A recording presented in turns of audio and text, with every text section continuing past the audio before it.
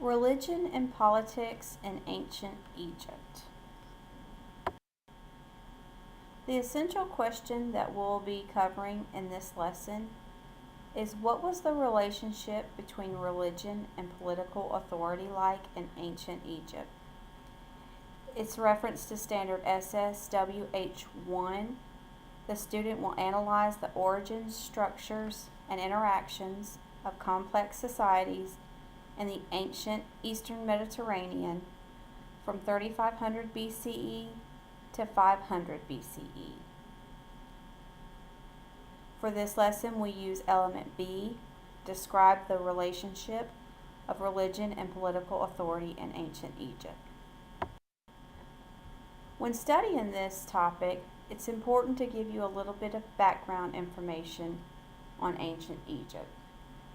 Ancient Egypt was the second river valley civilization developed. It was developed around 2800 BCE. It was located along the Nile River in the northeastern tip of Africa, and I'll show you that on a map in just a moment. And it was a centralized society. It revolved around gods and goddesses and pharaohs, and I'll go over that with you as well. This map is a map of Egypt.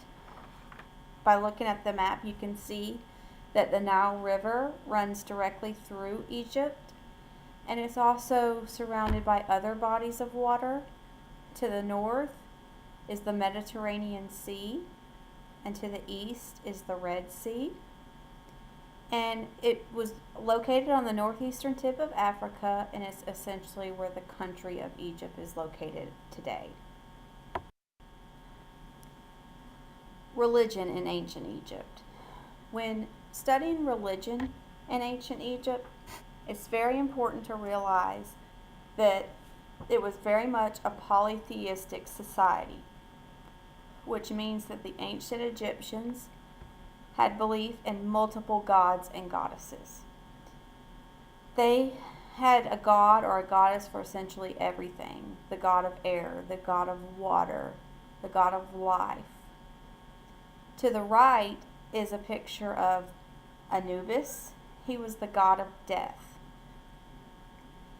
And Egyptian culture revolved around gaining favor from these gods and goddesses.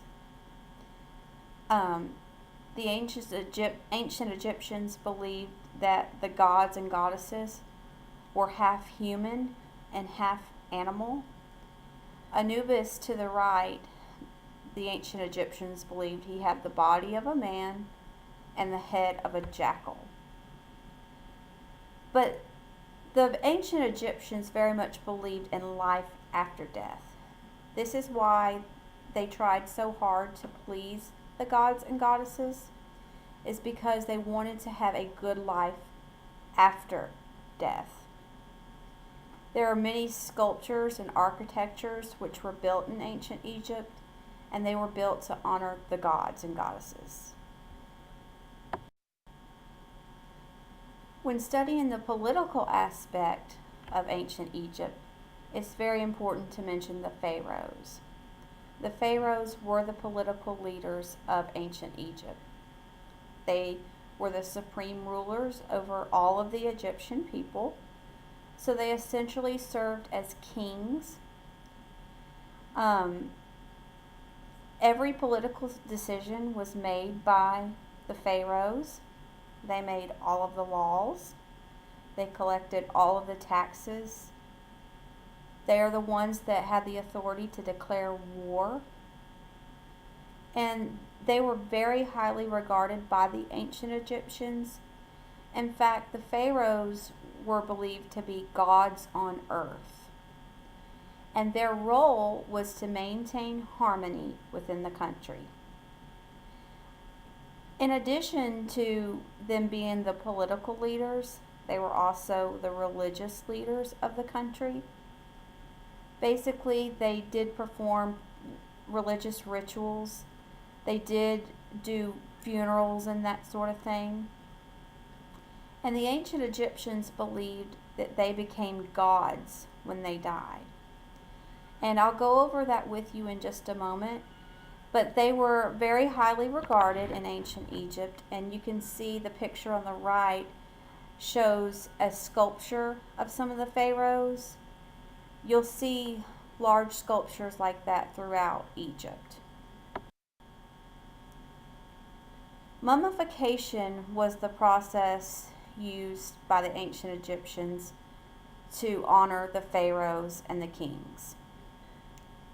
And it was a very, very expensive process, which is why it was reserved for the pharaohs and the kings. But it was very much a religious ceremony. It was a ceremony where the ancient Egyptians tried to preserve the body, and they would pray over the body. They would pray over the tomb that the body was going in. They would pray over the materials that they would use. And what they did is they tried to preserve the body as much as possible. They would embalm the body and wrap the bodies in cloth. And the ancient Egyptians were very, very good at preserving the bodies. And the reason why they wanted to preserve the bodies of the pharaohs and the kings so much was because they were believed to be gods once they passed away. And in order for them to keep their spirit alive, the ancient Egyptians believed that the body must be preserved. They thought that if the body deteriorated, the spirit deteriorated as well. So it was very, very important to preserve their body. And on the right, you can see Anubis is mummifying one of the pharaoh's bodies after death.